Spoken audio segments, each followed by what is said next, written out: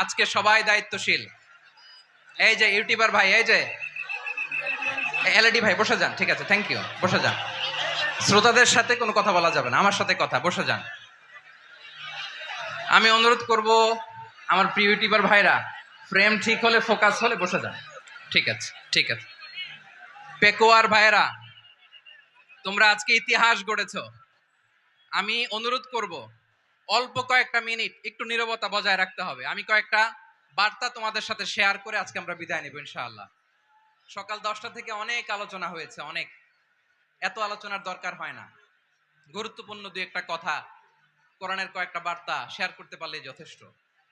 আমরা যা সকাল থেকে শুনেছি এতটুকু আমল করতে পারলে এনাফ, গুড এনাফ। কিন্তু একটু নীরব হইতে হবে আল্লাহর ওয়াস্তে। আরব বিশ্বে একটা ট্র্যাডিশন আছে, আল্লাহর ওয়াস্তে বললে এখানে এর উপরে আর কথা থাকে না, এটা হচ্ছে লাস্ট কথা। আল্লাহর ওয়াস্তে